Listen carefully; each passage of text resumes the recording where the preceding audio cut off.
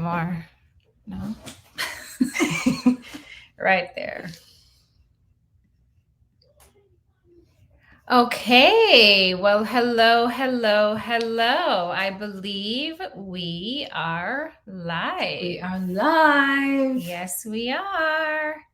So welcome. This is our first live on LinkedIn. So we ask for your grace if any technical challenges come through for us. We're going to work it out. Excited to be having this conversation. This is such an exciting time for us in our lives and in the business, where we get to take the work that we've been doing for so many years with our corporate clients and are making our retreat available to the public more openly. So really looking forward to having this conversation, giving you as leaders a sense of how you might be able to identify if this is a good time for you to be on retreat, 5 signs that you might want to pay attention to.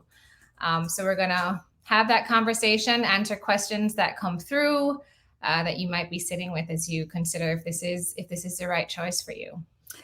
I'd like to take a minute to talk a little bit about Sky and the work that she does. She is not only my sister and business partner, but she is a transformational leadership coach and mindfulness instructor. And she supports senior leaders and executives at some of the world's biggest brands globally. So she does one-on-one coaching. She leads seminars and leadership development programs and corporate retreats, and wellness workshops as well. We've done a couple for some big healthcare corporations here in the US. So it's fair to say then, sis, that you're interacting with, where would you say, 20 to 100 leaders each week? Yeah, more or less. Yeah. And that's phenomenal. Just, the work that she's doing, helping, guiding, supporting the leaders through their journey. And so my first question for Sky is, you seem to have your finger on the pulse then in terms of, what executives are experiencing right now. So share with us, what are you hearing from these executives, these people who are supporting their teams, running these big corporations? What are you hearing from them?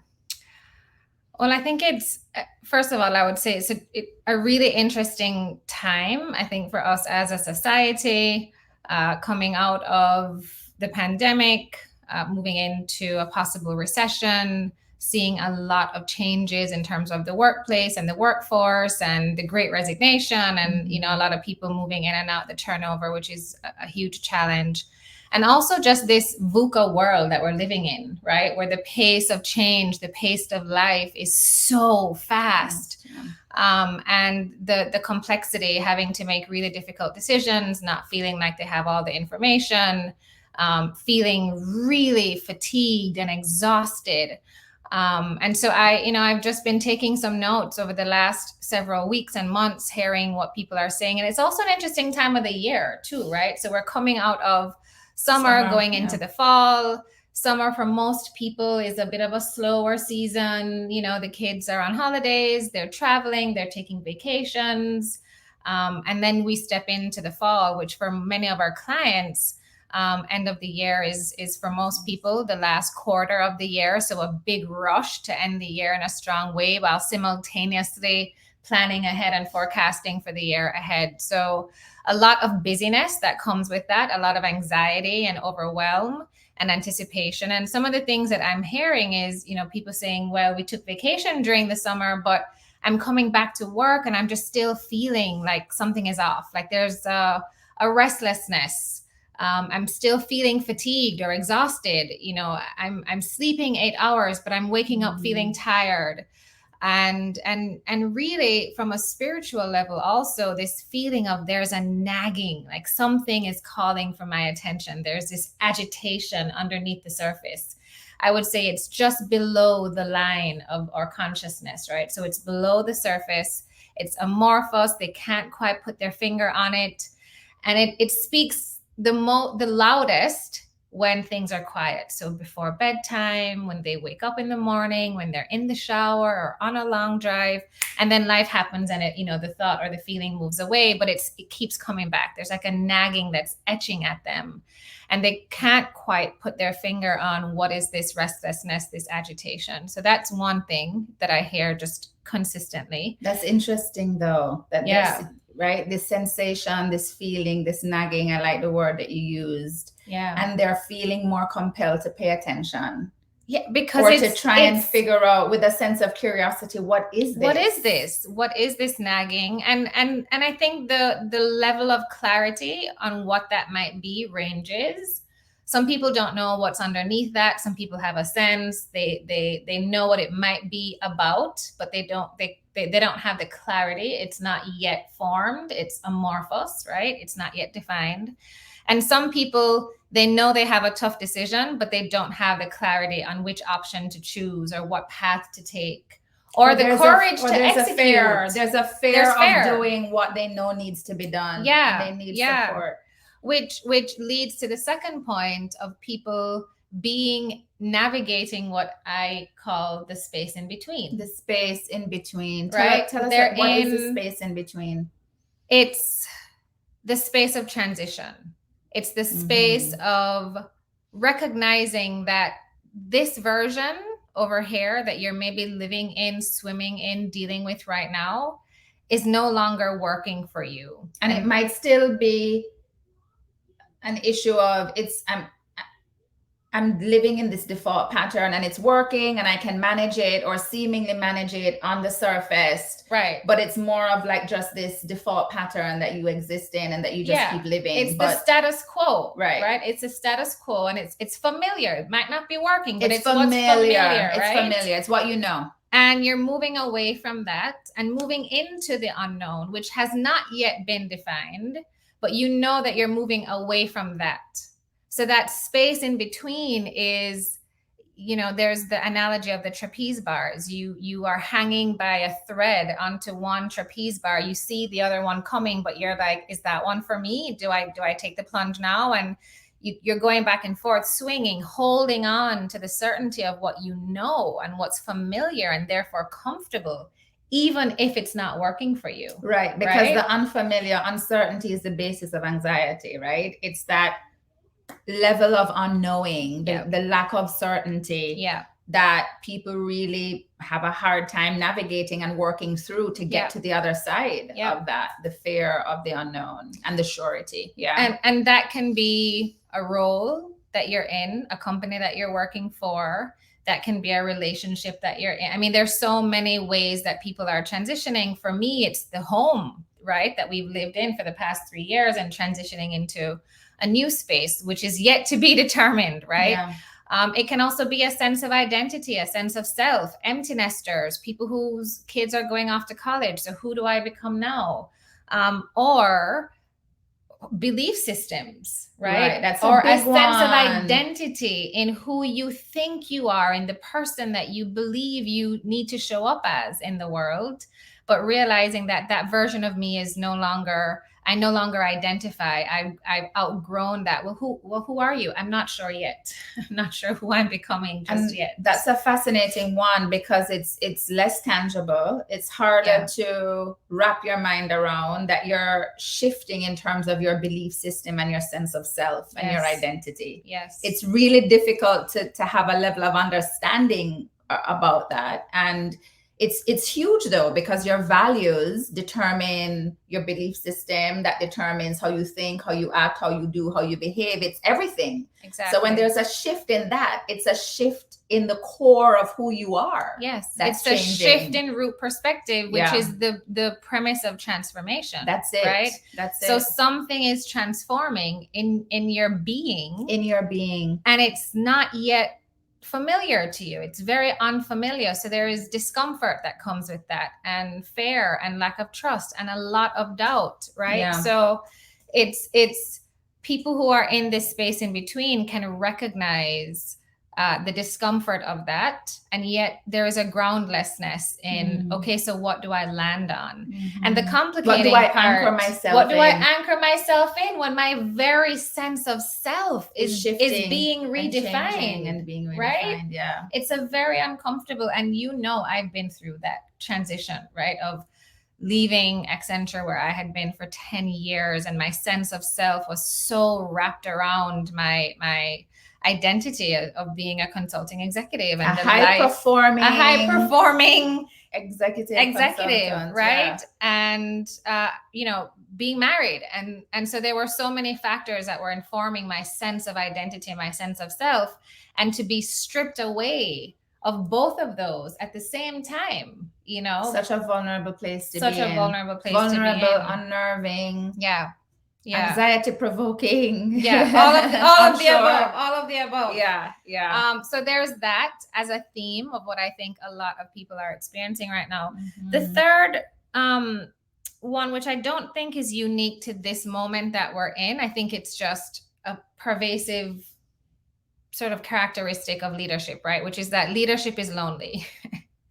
And our clients, by virtue of how amazing they are, they're problem solvers, they're givers, they are the go-to person for their teams, for their families, for their friends. And there's this feeling of like, who do I turn to help solve my problems? And there's also the pride in being that problem solver. And so they carry this identity of having it all together because they are the ones that solve problems for other people. And so who do they go to with the vulnerability to say, I need some support. I need help. The duck syndrome, right? At the top level, you're looking at the duck and they're just, moving through the water with grace and ease.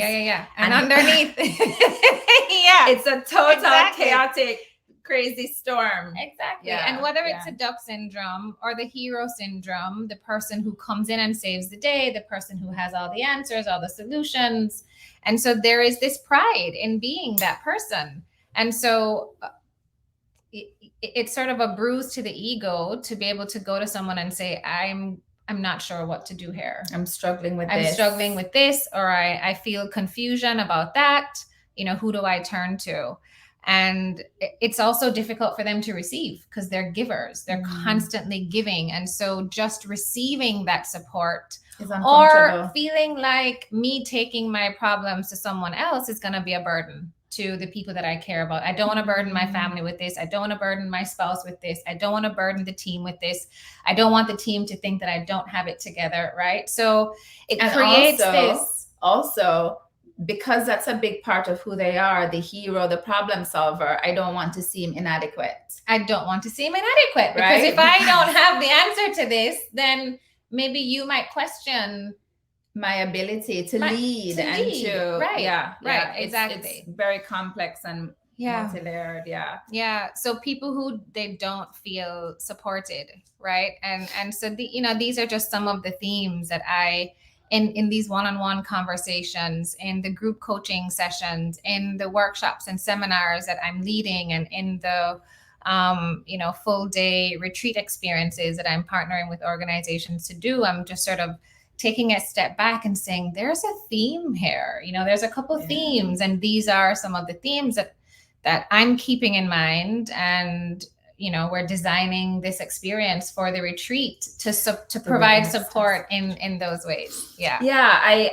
I want to ask my second question then, for people who are listening, who are on the live. They may be relating to some of what we've just shared, some of what you just mentioned. And I would give a shout out if there's anyone listening who can relate to some of what we've identified here in terms of what you might be experiencing, navigating the spaces in between, feeling like leadership is really lonely at the top, feeling like, wow, I've been on vacation, I've taken time off during the summer, but I've come back still feeling exhausted, still feeling the spiritual fatigue, still feeling this restlessness and agitation that's nagging, something is nagging for my attention, calling out for my attention. So if any of those you identify with, I'd be interested to hear your comments.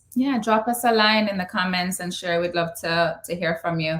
So for those people who are relating to what we're talking about, what are some of the signs you would say that they might need to go on retreat, that they need to take more intentional action and create the space to work on and to get some support in these areas?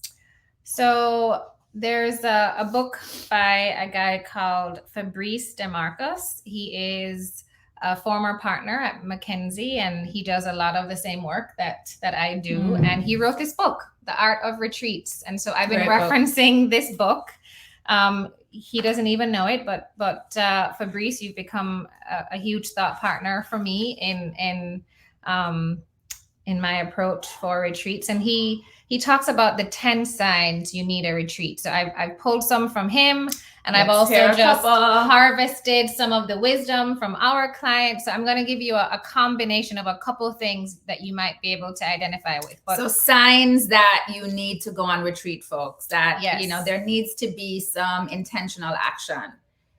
Here we go. Okay. So sign number 1, you find it difficult at work or at home to concentrate for more than an hour without getting distracted or interrupted. Oof, that's going to be a common one for a lot of people. Number 2, whether it's your board, your shareholders, your boss, your leadership, your teams, your family, your community, more is being asked of you than you feel you can manage. And you find yourself more often than not asking, how am I going to manage? You feel like you're tapped out, like you don't have the capacity to do or to give more, and yet more is being asked of you. How am I going to do this? How am I going to do this? Yeah. Or I can't keep doing this. Yeah. I would say number 3 is a level of exhaustion that's just pervasive. Yeah. I've taken the vacation. I'm sleeping the 8 hours. I'm working out to give myself energy, and yet I'm just exhausted. I'm just exhausted. You sometimes wish for a simpler life. And there is, you know, your spiny senses, that agitation, that restlessness is telling you that there's more to this current version of life that you're living, and you're ready to discover what that is. You're not sure. The version 2.0 is not yet defined, but you know that 1.0 is not it. It's not working. Yeah. And so craving the chance to just be, to rest, to be fed amazing farm to table meals by gifted private chefs, to hear the sound of the ocean crashing against the shore, to be surrounded by people who you feel just get you. Like, yes, you get it. Like you hear them talk and you feel seen, you feel validated, and you realize that, oh, so it's not just me. I'm not crazy or inadequate. Right. Or there isn't something wrong with me. Like, and it isn't as we're in lonely this as together. It's not as lonely as I thought, right? Yeah. And these are people who understand the struggle. And for some reason, you just met them, but you feel like you've known them. There's a connection. There's a connection. Through the understanding and the lived shared experience. There's just a kinship. There's a kinship. Yeah. There's a kinship.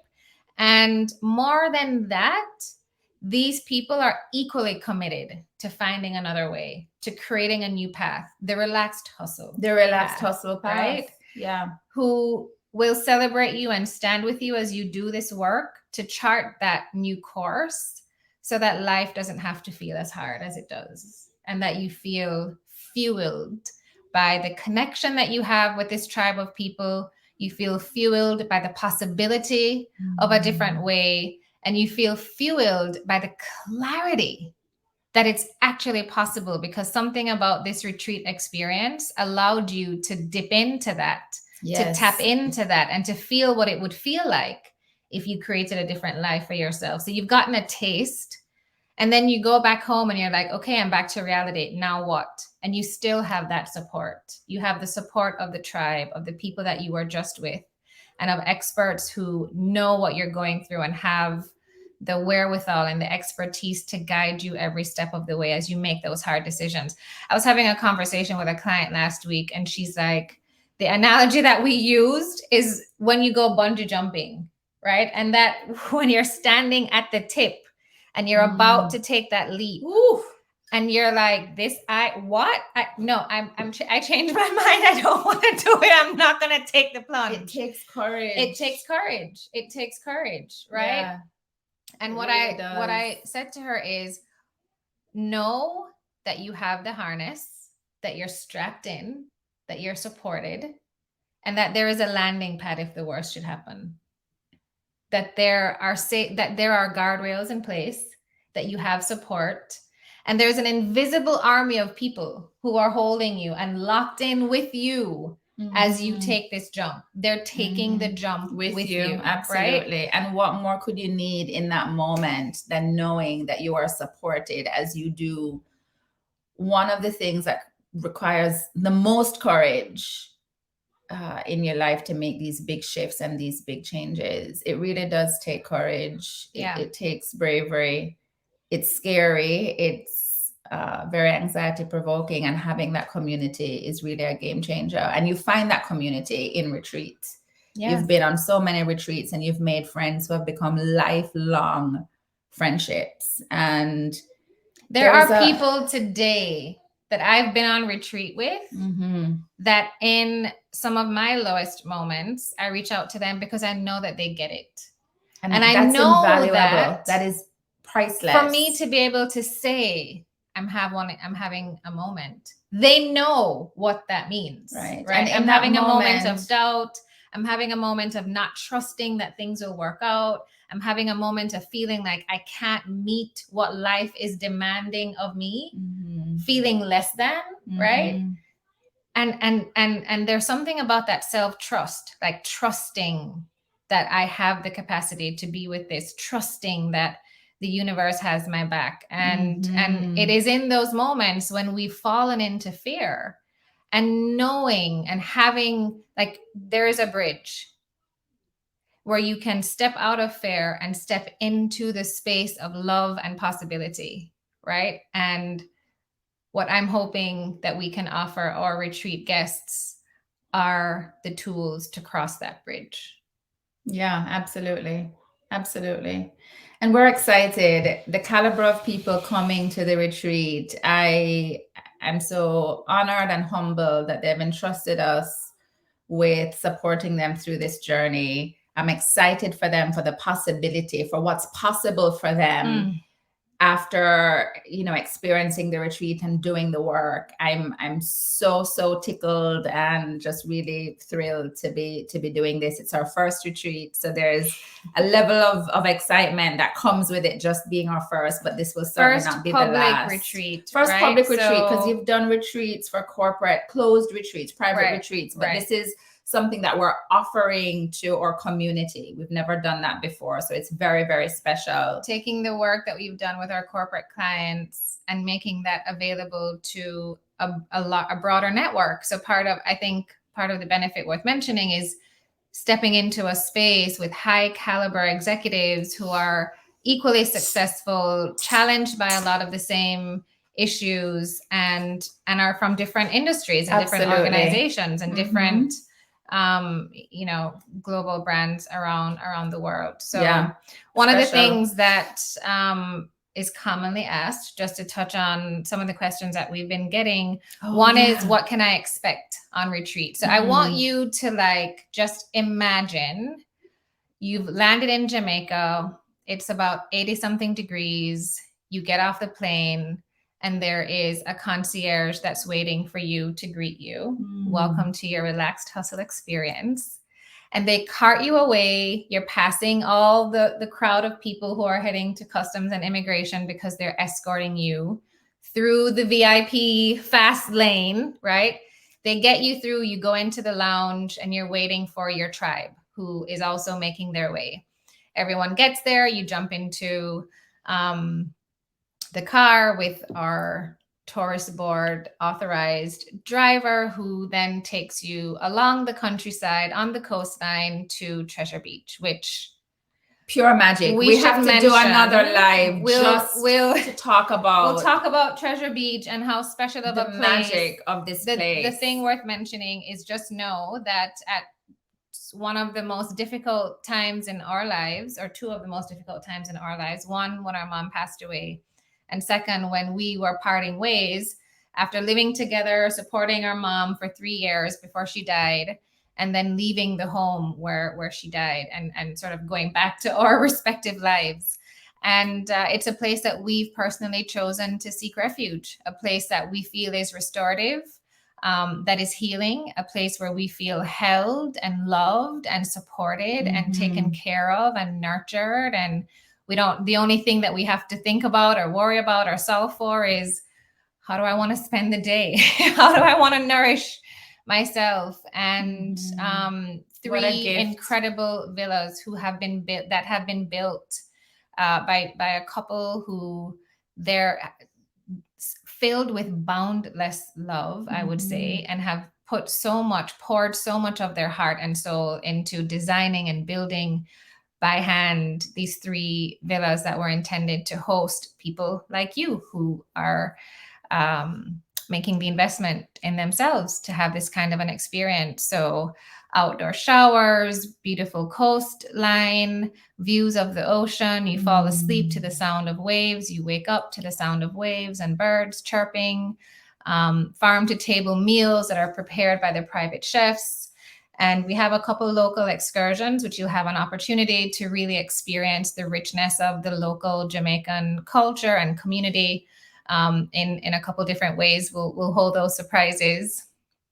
But what you can expect in terms of how you spend the day is really being in these beautiful, introspective spaces where you're coming together. It's a very small group. We're only inviting 8 to 10 people for this experience. So a very intimate setting and a lot of trust, a lot of safety built into this space where you get to turn inward for a time and shine a light on the parts of you that you have not had the time, the space, the sense of safety, or the support to do, right? It's standing at the edge of that cliff and deciding to take that leap and finding the courage to dare boldly and to be brave enough to look at things that need your attention. Some painful, some exciting, to be honest. But you feel supported and you feel loved and you feel that for some reason, somehow you have the courage to do the unthinkable in actually daring to look. And then we arm you with the tools to do that work. What does it mean to support yourself with loving awareness and also with the compassion that you can hold yourself and each other to be in community and support each other to do that work? And I believe that for those of you, especially who are navigating this space in between, right, that the biggest shift that we can make in our lives happen when we go inward. Because what happens for most people, and this is a conversation I had with a client last week, the job wasn't working. I thought it was the environment. And so I changed jobs. I made an external change to solve an internal problem. Similar is true for a relationship. I changed this partner and I'm running into the same struggle and conflict. So what's the common denominator? It's you. And so what does it mean to reconnect with that internal compass and use that internal compass to guide your next step? But it requires the spaciousness and the time and the support and the intention to be in nature, in a beautiful space, to be able to do that kind of deep thinking and to define what is previously undefined and unfamiliar and amorphous and bring that to the surface. Because with that awareness, then you are at choice because you can see it. And then you can decide, how do I want to move forward? And then you can have the tools to make those steps. Absolutely. Mindful action, right? So it's going to be fantastic. I can't wait for the coming together, for everyone to meet one another and for them to really kickstart this journey. I'm really excited for everyone, as I mentioned, the possibility. So if this resonates with you all, I'm happy that you all spent some time with us. Thank you for being here. We want to make this available. First time that we're opening this to our community. We'll send a link that you can peruse and check out if you're interested in connecting with us. And if you have questions about the retreat, we'd be happy to get to them and to meet you and to connect with you also on your journey. we'll send the link and you can access the retreat there. And you can DM us as well on LinkedIn, on Instagram, if you have our email, skyjarrett@transcendllc.co. You can email me directly as well. And even if not this time, definitely express your interest so we can keep you in mind as we think about planning the one in the spring that is already on the books. Yes. Maybe we'll go to the Bahamas. Who knows? Maybe we'll stay in Jamaica, but it's going to be fantastic wherever we go. Yeah. So give it some thought. Hopefully, if nothing else, we've given you some food for thought. You might have heard some things today that you recognize in yourself, and you may not be ready just yet, which is part of our selection process, where open invitation, but it does require a conversation for us to confirm in partnership with you that this is the right time for you to step away from your life and your responsibilities to commit to doing something like this. So that's a huge requirement to be accepted and to join us on retreat. So look forward to furthering those conversations and sending all the love. I think that's it. Thank you. Not